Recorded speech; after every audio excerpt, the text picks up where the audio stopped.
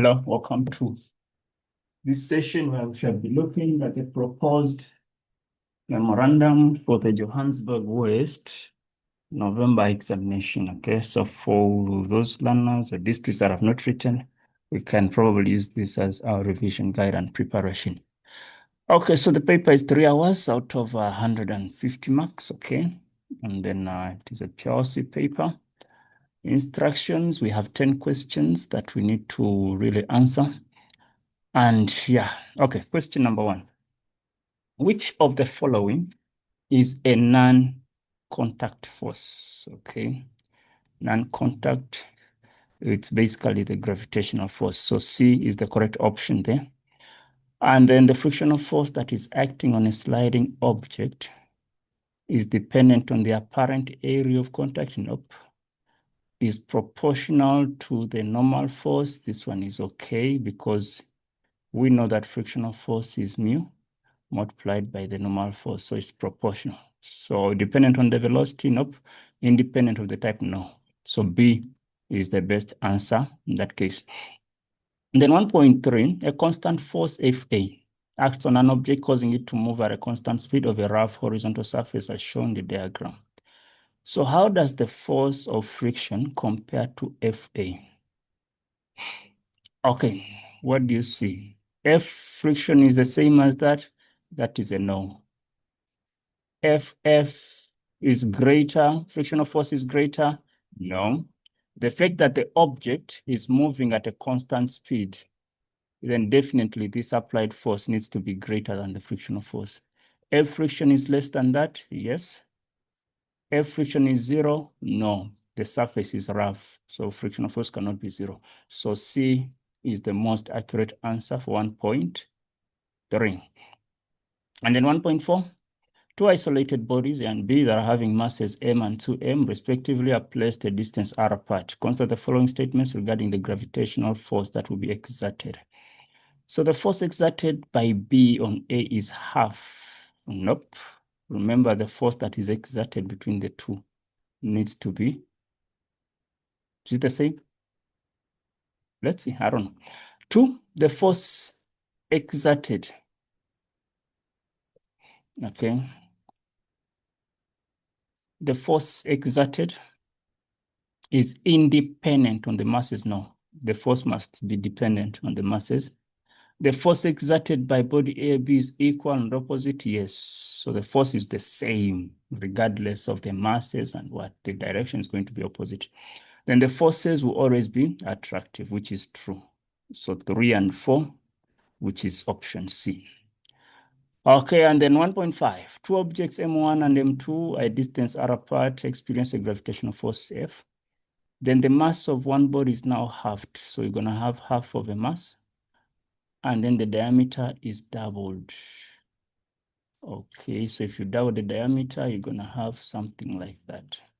So initially, G is going to be, F is going to be G M1 M2 over R squared.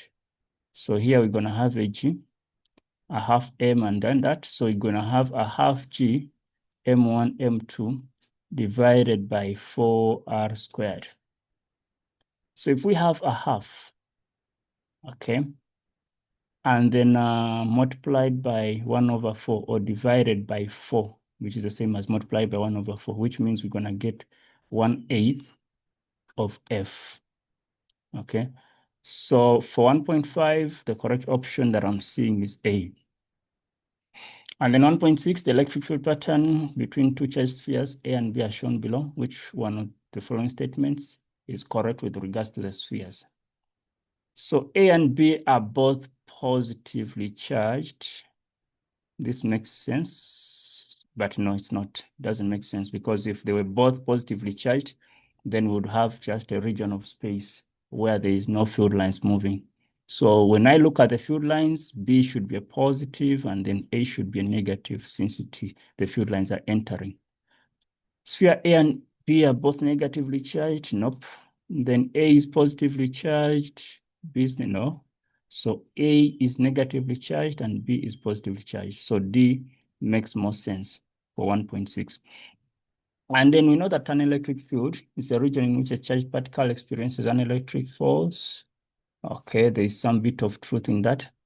Is the energy per unit charge experience? No, it's the force. Okay, and it's directly proportional to the product of current and resistance. No, that is charge. Is the rate of work done by that is power. So let's go with option A as the best. 1.8, which one of the following can be used to measure the current in the conductor X and the potential difference across its ends?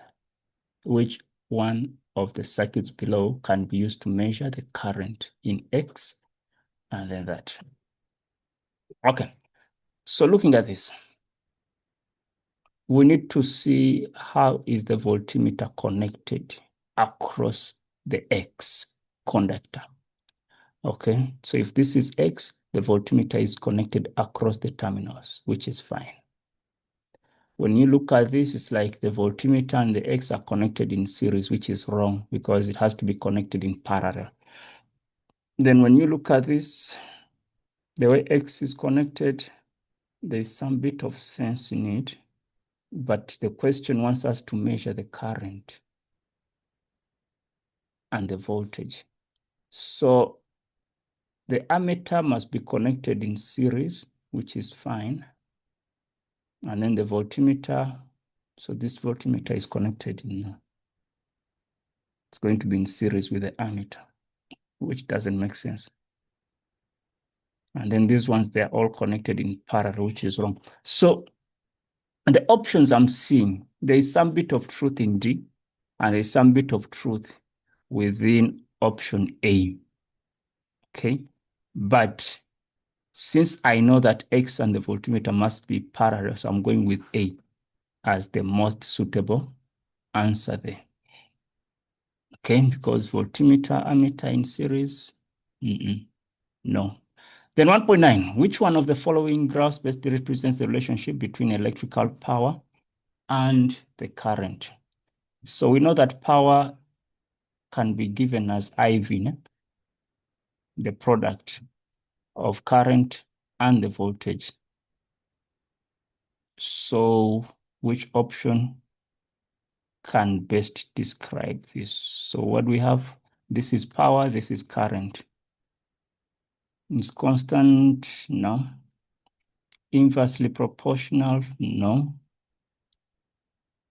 But, okay, we have this, but then we also have I squared R. Okay, that's also one other representation of power and current. Okay, so options C and D make some bit of sense. But now the fact that we have this I squared, and if we say that R, but we never said R, option C or option D, power is directly proportional to the current. So let me take option C for this case, if I'm focusing on this, meaning that the gradient is just gonna be the voltage. Okay. All right. In a given ohmic conductor. Yeah, I think C makes more sense. But between C and D. Okay, 1.10, in the diagram below, the north pole of a magnet approaches end A of the solenoid. Okay, which one of the following statements about the polarity in the direction will be based? So if this is the north, okay, what is our A gonna be like? So there's a north pole that will be induced there. Okay. And then if we're focusing on the north, which means we're looking at B and C, then what will be the direction of the field? Okay. The direction of the field is going to be B to A. Okay, it's going to be B to A, which is option B.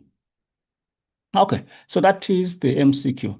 Question number 2, 2 light ropes are strung between two vertical struts. A mass of M of weight W hangs from the ropes, and they're attached to a ring at point Y. Okay, then they want us to define what resultant vector is. So we know that resultant vector is more like the sum of two homovectors. You can say that sum of two homovectors. Okay, someone can also say that it is a single vector, okay, that has the same effect as two homovectors together. Okay, single vector with the same effect as two homovectors. Then 2.2, are the forces acting on Y in equilibrium? Okay, yes or no? Two ropes are strung, a mass of weight hangs. Okay, the question is, it hangs, it's not moving away, so meaning that it is in equilibrium. The answer is a yes. Okay, and then we're going to say that the mass remains at rest. Okay, it remains at rest. And if it's remaining at rest, it simply means that the net force is 0. Then 2.3, the tension that is acting on the rope P is 600 newtons. Can we calculate the tension that is in Q? So there are two ways to do this, okay, or even three ways. Number one, we can start by trying to resolve these forces, okay? When you look at this object Y, we know that the weight is going to be downwards. If I resolve this, meaning that I'll have a component, okay, if this is a 30, this is going to be a 60. And then if this is a 60, then this is going to be a 30. So meaning that my tension up is going to be Q, the sine of 30, or Q, the cos of 60. Okay, and then this side, I'm going to have P, the sine of 60, or P, the cos of 30. That will be acting upwards. And then besides that, is there any other force of interest that we can get? Not really. There is no other force. So meaning that if we are to look at the P, okay, let me just look at the horizontal. It's going to be P. Why don't I just resolve this thing aside and say that one, I have my weight. And then this is our Q. This is the horizontal, and I'm gonna have this as our P. Okay, so resolving this, we say this angle is going to be a 30 because that was a 60. And then this angle here is gonna be a 60. Okay. And then we're also gonna have that. Okay, so what we are saying is that we have the PX, since it's in equilibrium, PX is also gonna be the same as the QX, the horizontal components. So this is going to be P cos of 60. This is going to be Q cos of 30. Okay, just equate the two. We know that's gonna be a 600. Cos of 60 should be equivalent to Q cos of 30. So we know that the cos of 60 is a half, so half of 600, that's gonna be 300 divided by the cos of 30. And that should give us our Q. So the answer I'm getting is a 346.41 newtons. All right, so the tension, we have the Q, 346.41. And then they want us to get the mass that is hanging, the mass M hanging from the two ropes. So then we can do the vertical forces and see what's going to happen. So if I'm to focus on the vertical forces, number one, I need to start by getting the weight. But this weight is going to be equivalent to the P Okay, this upward one. It's going to be a P sine of 60. It's going to be a Q sine of 30, which we already know. And then I'll equate it to the weight that is acting downwards. So we are saying that P sine of 60 plus a Q sine of 30 is equal to the weight. Okay, the P is a 600 sine of 60, 346,41 sine of 30 is equal to the weight, which is, we can say mg, okay, whereby the g is the 9,8. Now we shall replace that. So this first part gives me a 519,62 plus 173,21 is equal to 9,8 m. When you plus that together, we get a 692,83. I'm dividing it by 9,8, and then this gives me 70,70 kilograms. Okay. Then question number 3. Two blocks, A and B, resting on rough horizontal surface are connected by a light string. Okay. The blocks A and B have masses 16 and 24 respectively. There is a constant force of 120 that is acting at 64 degrees the horizontal. The two blocks accelerate to the right with this constant acceleration. Can we define the term kinetic friction force? So basically, we know that there's a force that opposes motion that is relative to the surface. So a force opposing the motion of a moving object, because the object has to be moving. Okay, moving object relative to the surface. Okay. And then 3.1.2 draw a free label diagram for the 24 kg. So if I look at the 24 kg, okay, we're going to have the force applied. We're going to have the weight. And then we're also going to have the tension. We're also going to have the frictional force. So the Fk. And then we're also going to have the Fn, which is the normal force. So that should give us 5 marks, okay? Frictional force, tension, weight, and all of that. So that is everything that we're going to have there. And then the weight. Okay. So those are the 5 marks. And then 3.1.3, they want us to calculate the normal force on B. Now, when you look at the normal force on B, remember there is a component of the force applied.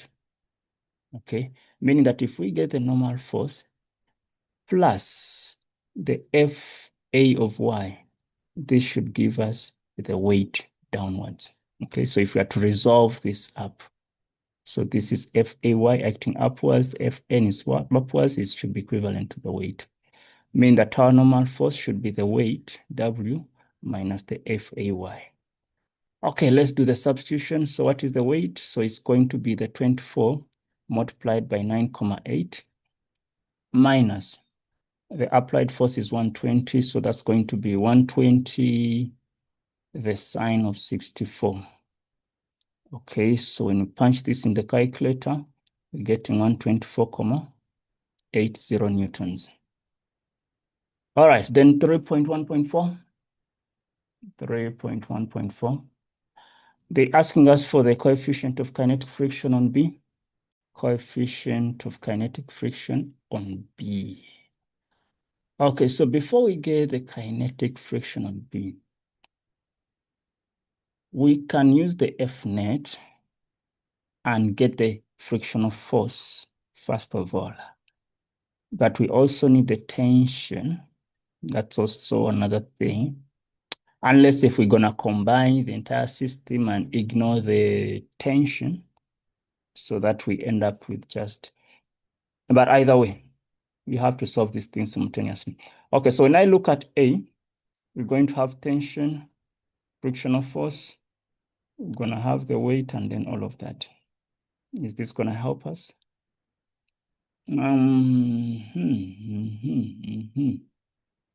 But as long as we don't have the coefficient of kinetic friction, then it's going to be hard to get the tension. But that can be worked out. Not so. Let's give it a try and see how we're going to work this out. So let's start with A. Let's start with A. So we're saying that from block A, you know that F net is equal to MA. Forces acting there is just the tension minus the Fk should give us the mass, which is like MA. Tension, we don't know. Okay. Minus,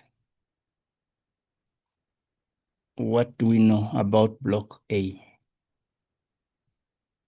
Are telling us that the 16 kg experiences a frictional force. So we have the frictional force of A, which is 3,5. Okay, is equivalent to 16 multiplied by the acceleration, which is 0,988. Okay, then for me to get my tension, it's going to be the 16 times 0,988 plus the 3,5. This becomes 19,308 newtons. So that is our tension. Okay, then we go to block B. When you look at block B is being affected by just the horizontal component, which is going to be 120 cos of 64. So let's apply the same thing, that F net is equal to MA, meaning that the 120 cos of 64 minus the tension that we got. Oops, let me just write it out before I do the substitution. So the FAX minus the tension minus the frictional force should give us the MA. So we said 120 cos of 64. We are subtracting the 19,308. We are subtracting the Fk should give us the 24 times the 0,988. Okay, so when I do my magic, I have to move this one that side, move this one this side. Okay, and what is that gonna give us? I'm finding my Fk to be the 120 cos 64 minus 19,308 minus 24 multiplied by 0,988. So this gives me just a 4 newtons if I round it off. Now, we know that the frictional force is given as mu multiplied by the normal force. Okay, say mu k. So 4 is equivalent to mu k multiplied by the normal force that we calculated. Okay, did we? Yes, calculated it to be 124,8. Okay. Then let's divide both sides. So it's 4 divided by 124,80. And this gives us a 0,03. Remember, we shouldn't have a unit for this mu. And our answer should never be greater than 1. Okay, so that is question 3. Question 4. Two blocks of different masses are attached to each other by a light string, T2, which is placed over a frictionless pulley. Block A with mass 2 kg is placed on the rough surface and then attached to the wall by a second string, which makes 70 degrees as shown. The entire system is in equilibrium. State Newton's law of motion, Newton's second law of motion. So one thing we know about this law is that when a net force, okay, when a net force acts on an object, what happens? The object will accelerate. Okay, object accelerates in the direction, okay, in the direction of the net force, in the direction of the net force. Then the acceleration, or with an acceleration that is directly proportional, okay, directly proportional to the net force, directly proportional to the net force, and inversely proportional to the mass. inversely proportional to the mass of the object. And they want a free body diagram for the 2 kg. Okay, so the free body diagram, how many marks is it? Is 5 marks. So which means you need 5 forces. So T2 here, we have T1. There is weight, there is normal force, there has to be friction, because it's just placed on a rough. So frictional force, Fk. So translating this into the forces, we have the weight, we have the T2, we have the Fk, we have the T1, and then we have the normal force, Fn. Okay, so those are the 5 forces for the 5 marks. And then determine the magnitude of T2. So we know that this T2 is the same as the T2 that is acting here. So when you look at the 5 kg body, it's just T2 and then the weight that is acting downwards. So T2 is just going to be 5 multiplied by 9,8. Okay, 5 multiplied by 9,8, which becomes 49. Okay, and then they're telling us that the static frictional force on the 2 kg is 10,47. Can we show that the magnitude of the normal force is 5,58? So still, even with this question, since we have a force at an angle, meaning that if we resolve this into a 30, we're going to have a T sine 30 moving upwards, meaning that our force normal plus the T sine of 30 must give us the weight. What does the question want? Show that the normal force, so we're looking for this.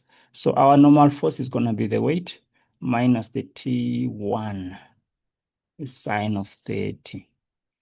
And what is the size of T1? Do we know the, okay, we can start by finding that T1 using the horizontal components, since we have the frictional force here.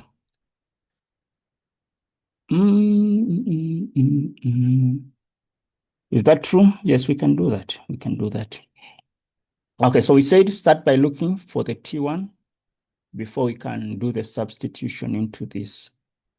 Okay, so T1 horizontally, we're going to have a T1 cos of 30 plus the frictional force should be equivalent to T2, because we already have what T2 is, meaning that T1 cos of 30 is equivalent to the T2, which is a 49, minus kinetic friction, not static friction, which is a 10,47.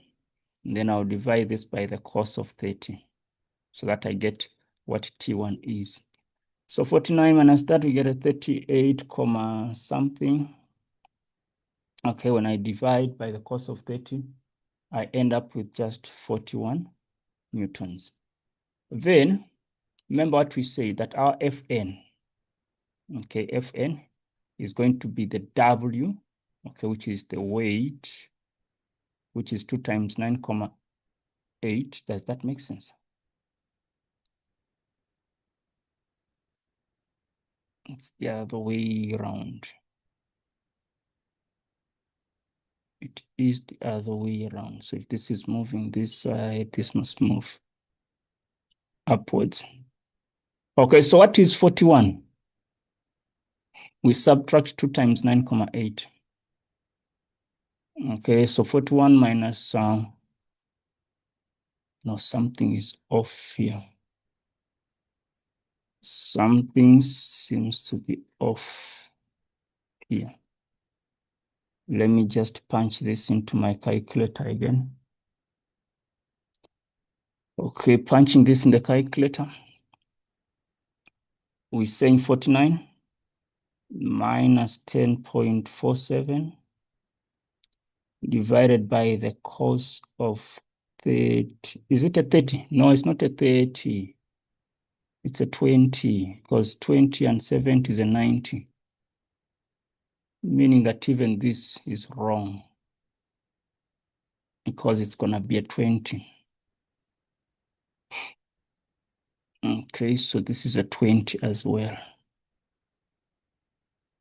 Okay, so cos of 20, I get 41. Okay. Now, if the T1 is that, we're saying the weight.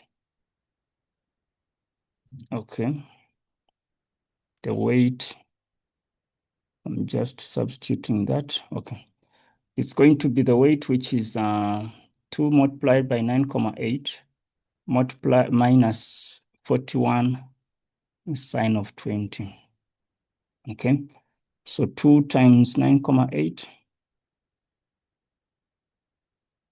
We are subtracting 41 sine of 20. I'm getting 5,577, which is 58 newtons. Okay, which is fine. Okay. And they want us to determine the coefficient of the static friction between the 2 kg and the rough surface. So we need to get the frictional force. Okay.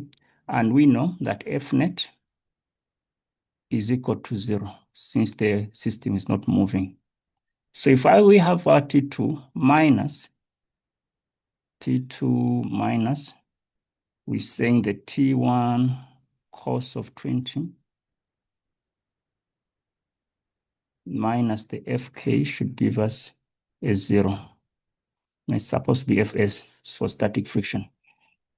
Okay, so we have what T2 is, we have what, so meaning that we need Fs. That's gonna be T2, which we got as 49 minus 41 cos of 20, okay? So 49 minus a 41 cos of 20 gives me 10,47, but it's just the same surface, ne? So I don't know why I'm going back there. Okay, so let's get so Fs is mu multiplied by normal force. So it's going to be the 10,47 divided by the normal force. So by the 2 kg, we've calculated our normal force to be. There's a part where we calculated the normal force that it's here actually. It's 5,58. So divided by 5,58. Does that make sense?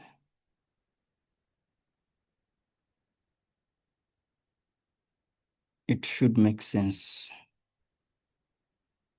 So 10.47 with the calculator divided by 5,58. I end up with 1,876, which is 1,88. Okay, so since it is static friction, yes, it's allowed for the value to be greater than 1. All right, question 5. The acceleration due to gravity of a planet is this. The radius of the planet is 1/3, okay, of the radius of the Earth. Explain the difference between mass and weight. Okay, so one thing we know is that mass is the amount of content or amount of body. No, it's the amount of content in a body or the amount of matter or substance in a body. 2, this mass is a scalar quantity, okay, scalar quantity that is measured in kilograms, okay? And then weight, on the other hand, is a gravitational force that is exerted on the object, is the gravitational force on an object by the Earth. Okay, it's measured in what we call the newtons, and it's a vector quantity. All right, then 5.2, they want us to calculate the mass of planet X. So what we're going to do, since we have the gravitational force, we're going to say G is equal to G M over R squared. We are interested in the mass. So meaning that the mass is going to be GR squared divided by the capital G. So we substitute that. So what is our G? We know that our G is going to be a 2,7. And then the radius, they told that it's a third, the radius of the Earth, which means it's 1/3 multiplied by 6,38 multiplied by 10 to the exponent of 6, but this must be squared. And then we are dividing it by the constant 6,67 times 10 to the negative 11. So punching this into the calculator, the mass that I'm getting is 2,7 times that squared, 1,83 times 10 to the 23 kilograms. Okay, then 5.3 determine the factor by which the weight of an object on planet X will differ from the weight of the same object on this. So the factor should be by the gravity. Okay, so on Earth it's going to be a 9,8. On that planet it's going to be a 2,7. Simplify this, you get a 3,63 times. Okay, whether smaller or bigger. That is what happens then. Okay, and then we can say smaller since they say the radius is smaller. Okay, question number 6. The diagram below shows the two spheres that are identical, R and S, placed on the stands. They carry 11 and negative that. And then the spheres are brought into contact for a while and then they are separated. One reason why the spheres will be placed on insulated stands, so number 1, to avoid leakage of charge. Okay, to avoid leakage of charge so that the spheres do not lose any charge. Okay, so then 6.2, calculate the charge on each immediately after the separation. So we're going to get the charge on R plus the charge on S divided by 2. So 11 plus a negative 7 divided by 2. That gives us a 6 divided by 2, which is a 3. Ne? Am I on the same page? No, it's a 4 actually, because 11 minus 7 is a 4, which is a 2, but microcoulombs. All right, then 6.3, they want us to draw the resultant electric field pattern after the separation. So both of them are going to be positive, okay? And if both spheres are positive, it simply means that there's going to be some bit of repulsion that is taking place. So what we are interested in is basically the direction of the field lines and then the space that will be created. So field lines must be seen to be moving out of the spheres. Okay. So something like that would guarantee us those 3 marks. Okay. Then 6.4, can we show the number of electrons transferred from S to R during the contact is this much? So let's use sphere R. Okay. Originally it was 11. And then finally we have a 2. So how many electrons were transferred or how much charge was transferred? So change in charge, we're going to get 11 minus 2, which gives us 9 microcoulombs. Okay, can be positive or negative.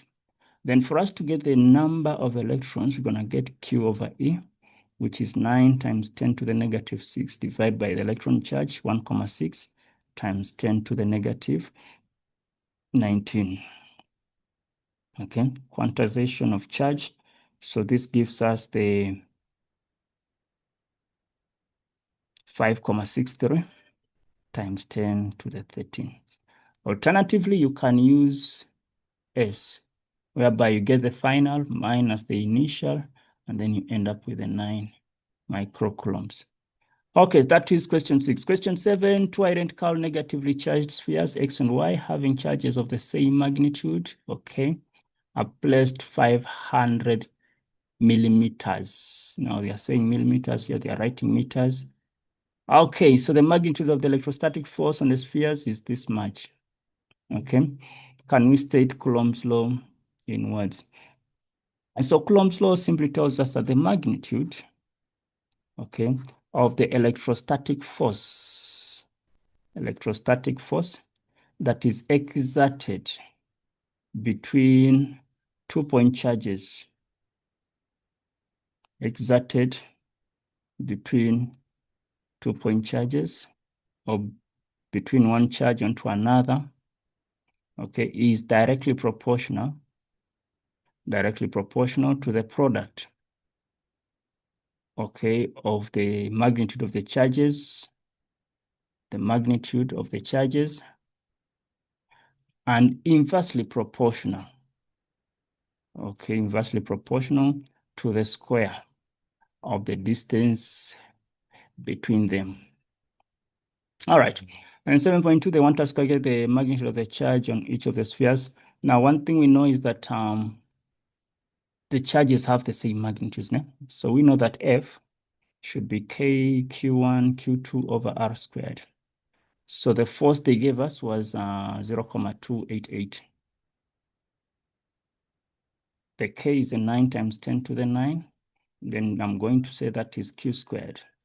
The distance between them, they told us 500 millimeters. Okay, change this to meters, which will be 0.5, but squared. Okay, meaning that my Q is going to be the square root, get the 0.288 multiplied by the 0.5 squared over the 9 times 10 to the exponent of 9. What does the question want? Calculate the magnitude of charge on each sphere. Okay, so what I'm getting, if I punch this into my calculator, saying square root 88 times 0.5 squared over 9 times 10 to the 9. Oops, so 3, 6. So I'm getting 2.828 times 10 to the negative 6 coulombs, okay? Now the sign after the separation, no, too negatively charged, so which means the charge is going to be negative. Okay, so that is what I get for that particular question. And then P is a point that is 800 millimeters away from sphere Y. Okay, so we got the charge for each one of those and then define what electric field at a point means. Okay, so we know that electric field is basically the electrostatic force. Okay, electrostatic force experienced per unit positive charge. Per unit positive charge that is placed at that point. Okay, then what is the direction of the net electric field at P? I choose left or right. So if this is a positive, this is a negative, that's a negative. When you look at Y and P, P is going to experience some sort of attraction because the signs are opposite, so it's going to be in that direction. Okay, when you look at X and P, there's still attraction. It's going to be pulled that side, meaning that the net should be operating in the same direction, so which is going to be left. And then 7.5, the number of electrons that must be removed from sphere Y so that the net electric field is this 7. Okay, so we're going to start by looking for the net. Okay, before we look at sphere Y. So what we're going to do, we have the net electric field, meaning that the EK of X plus the EK of Y should give us 4 times 10 to the 4, but this is now to the right. Okay, there's no problem. There is no problem, but then if that is the case, then it simply means that we're looking for the charge on Y. Okay, does that mean we are playing ignorant? Okay, let's play ignorant and say we don't know the charge here. And we do the subtraction, because if now we are getting a different result, and which means there's something else on Y. Okay, so we're going to say that KQ over R squared, KQ over R squared must give us the 4 times 10 to the 4. Okay, 9 times 10 to the 9. The charge on X we found it to be 2 comma, we said 8 what? Where did we write it? It was this side. So it was 2,82 times 10 to the negative 6. The distance for x, when we look at the x, it's going to be the 800 and the 500, which is 1.3. Divided by 1,000, which gives us 1,3. So over 1,3 squared minus 9 times 10 to the 9 multiplied by the q of y over, it's actually supposed to be the other way around. Supposed to be the other way around. And then the distance between y and is 0,8 squared. Should give us 4 times 10 to the 4. Okay, so this must be moved that side so that we have an addition and then multiplied by that. Okay, so if I do my simplification, okay, the simplification that I'm getting after everything, so q of y is a 3,92 times 10 to the negative 6. Okay, now we want to see the difference. Okay, the difference between the charges. So if this is what we have, and originally we had a 2,828, okay, if we do the subtraction here, so 3,92 times 10 to the negative 6 minus 2,828, this gives us a 6,74 times 10 to the negative 6. The question is asking us how many electrons must be transferred. So come this side and tell us that N should be Q over E. So 6,74 times 10 to the negative 6 over 1,6 times 10 to the negative 19. And this becomes 4,22 times 10 to the 13 electrons. Okay, so that is what was supposed to be done. Then question 8, non-experiment to verify the relationship between electrostatic force and the distance r between two identical positively charged spheres. The graph below was plotted. 8.1, what is the relationship, or what relationship between electrostatic force Fe and the square between the charged spheres can be deduced from the graph?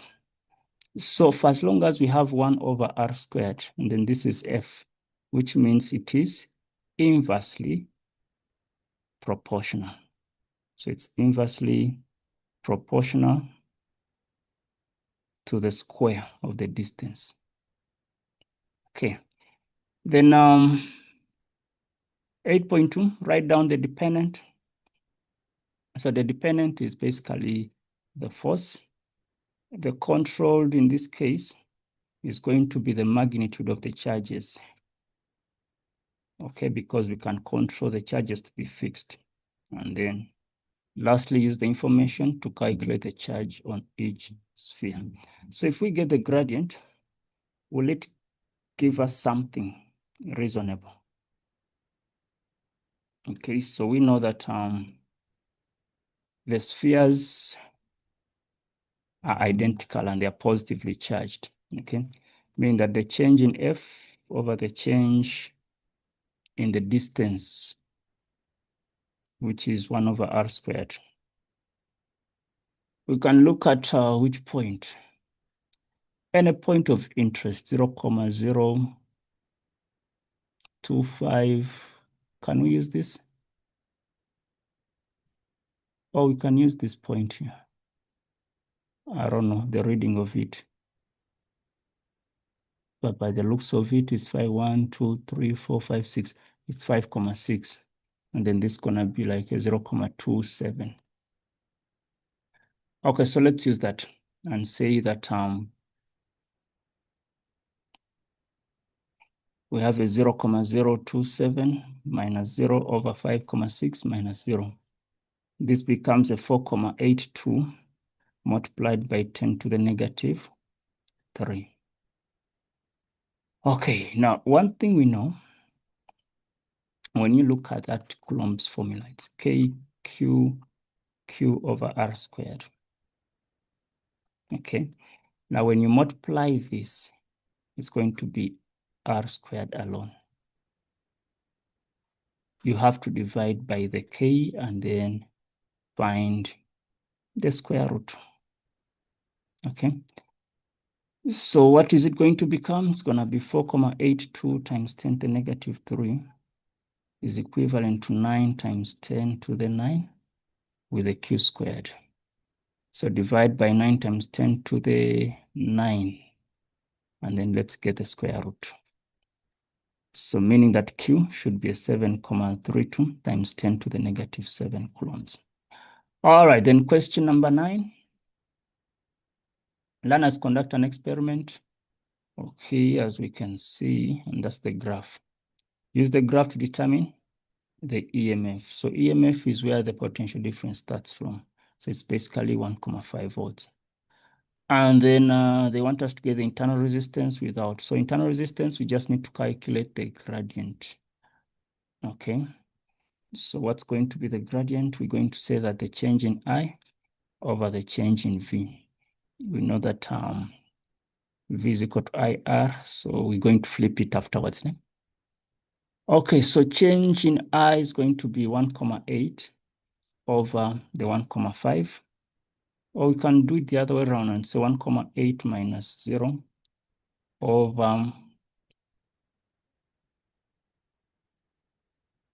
0 minus 1,5, something like that. So the answer we're getting is a negative 1,2. And then we know that this represents 1 over R, should be equivalent to the 1,2.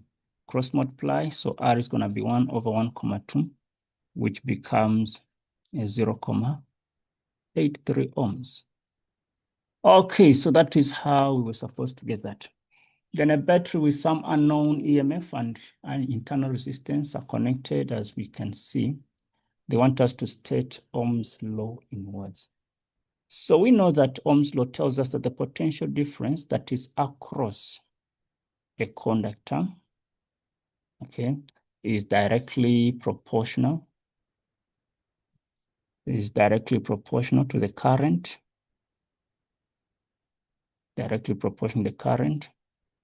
at a constant temperature.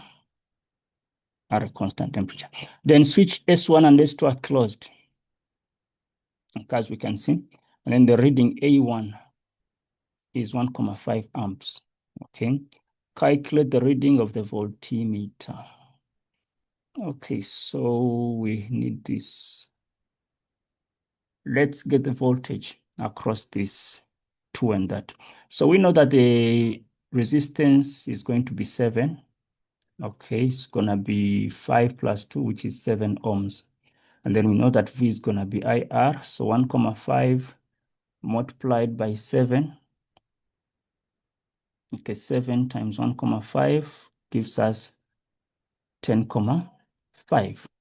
Question is asking for the voltmeter. Now we know that these two are in parallel with this, so the voltage needs to be the same. So that's how we get that, and then we get the 10,5 volts. Then 2, they want the reading of A2, which is the total current. Now, for us to get the total current, we know that, is that gonna make sense? I believe it should, if we look at the total current, I. So if the voltage here is a 3, let's get the current then. Voltage is I multiplied by 3, but the voltage is a 10,5 divided by 3 should give us the I. So 10,5 divided by 3 gives us a 3,5, meaning that our A2, which is the total current, is going to be 3,5 plus the 1,5, which gives us 5 amps. Okay, this is 5 amps. And then the power dissipated by the 3 ohm. So we know that the current through the 3 ohm is going to be a 3,5. We can use power is IV, or we can use I squared R. So if it's I squared, it's going to be 3,5 squared multiplied by the resistance, which is 3. Okay, 3,5 squared multiplied by 3, I'm getting a 36,75 watts. Okay, so that is what I'm getting there. And then S1 is now opened while S2 remains closed. The reading on the ammeter changes to this. Calculate the EMF of the battery. So we can use the EMF formula, okay? But they're telling us S1 is opened. So let's see here.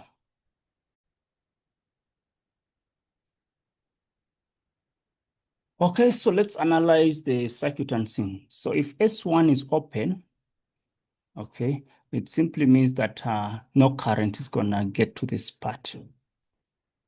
It's only this that we shall have, okay? The reading on the ammeter A2 gets to this. So there's a drop of current, okay, from 5 amps to this much. Then they want us to get the EMF of the battery.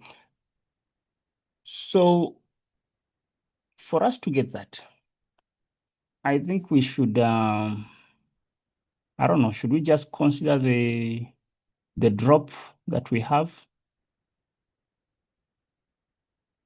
I'm trying to look at it that way so that we don't really waste a lot of time. Okay, because from the EMF formula, we're going to have current into R plus the internal resistance. But do we know what the internal resistance is? They told us it is unknown. Okay, so if the internal resistance is unknown, how do we go about that?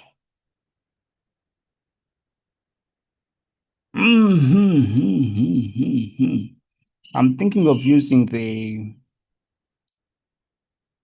because it's not going to make sense unless if I have to apply the lost volts and things. Because if this is now the new current, okay, meaning that either we have to start by calculating the internal resistance, even if I'm focusing on just the top part alone. So for me to get the internal resistance, I have to look at the entire system. Okay, so it was a 7 and a 3 in parallel, okay? So effective resistance R is going to be the product over the sum. So it's 7 times 3 over 7 plus 3, which is a 21 over 10, becomes a 2,1. This is our R external. Okay, then if that is true, we know that the EMF is going to be the current before everything got messed up into the 2,1 plus R. Okay, is that going to make sense? Yes. It's supposed to be something like that. Okay, so that's going to be a 10,5 plus 5R is equal to the EMF. Let's call this equation number 1. Okay, then equation number 2, still the same thing. If I look for the EMF, when the current now has been dropped to a 3,64. Okay, so 3,64 into the only resistor is a 3 plus the internal resistor.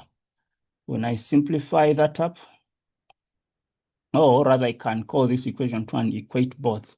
So 10,5 plus 5R is equivalent to, what is 3 multiplied by 3,64? That becomes 10,92 plus the 3,64R. Let's collect the like terms. I'm going to move this on that side. I'll move this on that side. So 5 minus 3,64 gives me 1,36R. And then 10.92, subtract the 10.5, that's a 0,42, divide by 1,36, divide by 1,36. So what is our R? It becomes 0,31. Okay, so if I have 0,31 as my R, I can now just substitute this into this equation or into the first equation, and then I get my EMF. So the EMF is going to be the 10,5 plus 0,31 multiplied by 5. Okay. 10,5, that's a 12,05 volts. So that is how I would have obtained my EMF for the 5 marks. Then how does the voltmeter reading change if S2 is now opened while S1 is closed? Now, by you opening this and closing this, the total resistance is going to increase to 7. Remember, initially it was just a 3. Now it's going to increase to just a 7.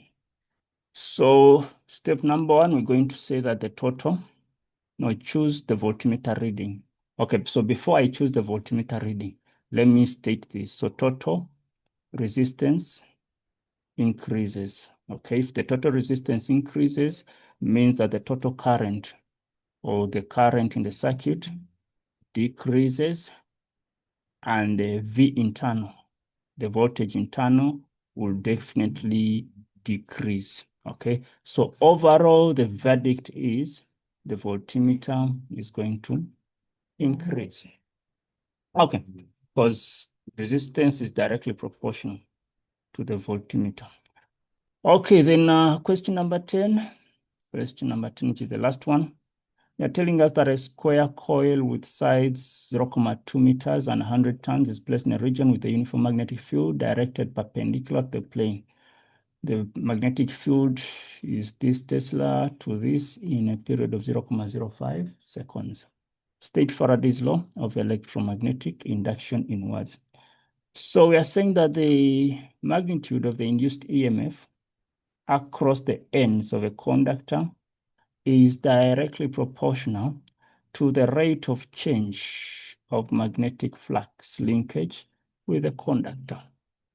Okay, so the magnitude of the induced EMF across a conductor is directly proportional to the rate of change of magnetic flux linkage within the conductor. Then 10.1.2, target the change. Okay, so the change in the flux is going to be B multiplied by the A cos of theta. And so B is basically the field, or the change in the field. And then the A is the area. Since it's a square, we're just going to multiply 0,2 by 0,2. Okay, and then the cos, we're going to use 0. So this is going to be 0,2 minus 0,8 multiplied by the area 0,2 times 0,2, and then the cos of 0. So this gives me it's a 0,024 Weber. And they want us to get the average induced EMF for the entire coil during this time. So just substitute into the formula. We know that EMF is N multiplied by the change in flux over the delta T. So that's going to be 100 multiplied by our answer, which is a negative 0,24.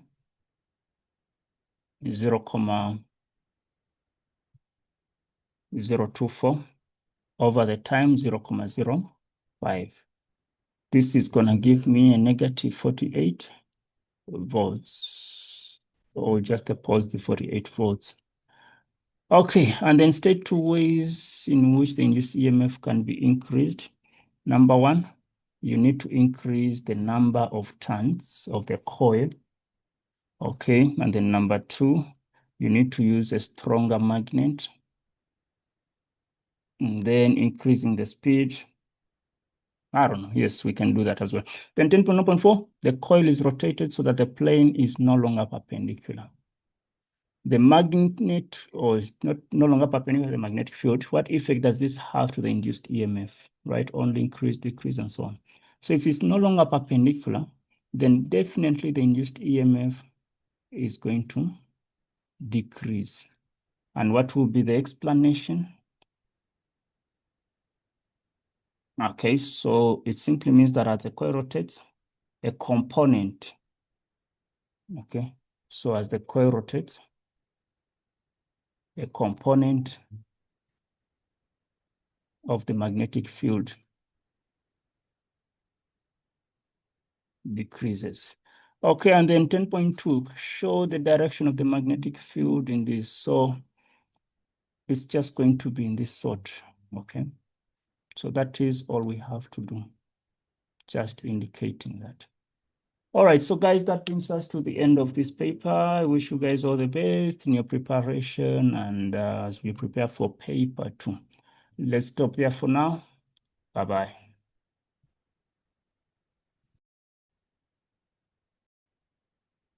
Hello, welcome to this session where we shall be looking at the proposed memorandum for the Johannesburg West November examination. Okay, so for those learners or districts that have not written, we can probably use this as our revision guide and preparation.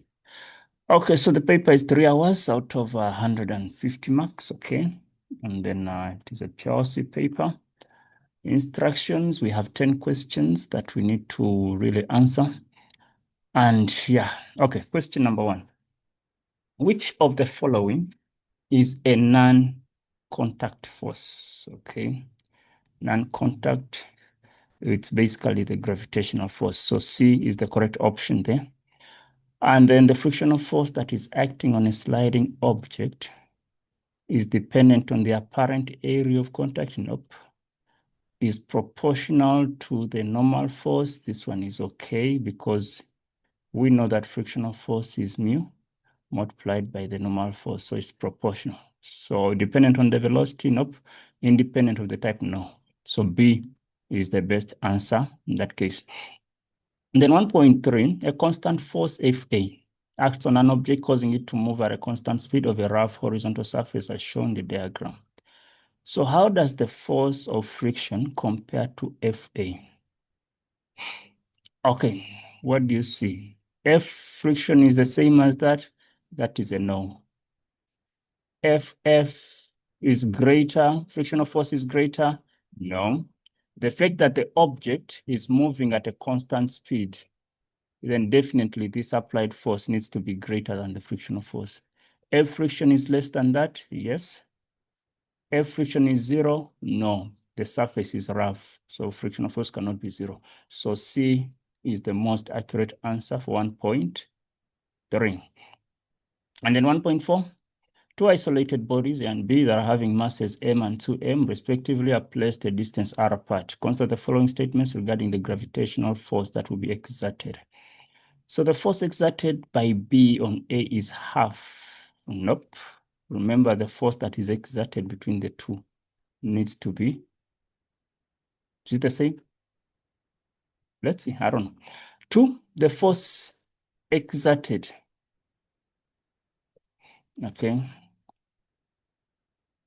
The force exerted is independent on the masses. No, the force must be dependent on the masses.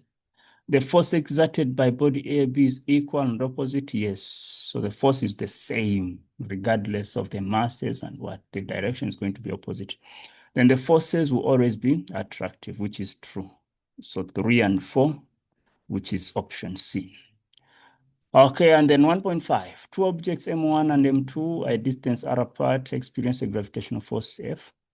Then the mass of one body is now halved. So you're gonna have half of a mass, and then the diameter is doubled.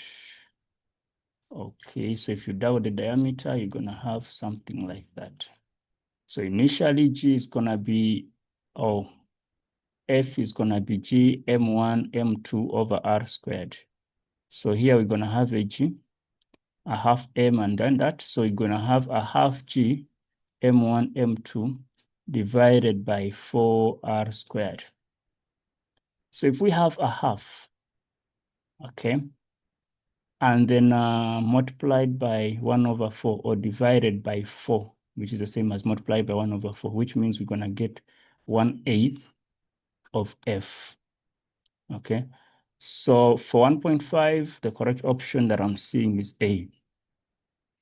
And then 1.6, the electric field pattern between two charged spheres A and B are shown below. Which one of the following statements is correct with regards to the spheres?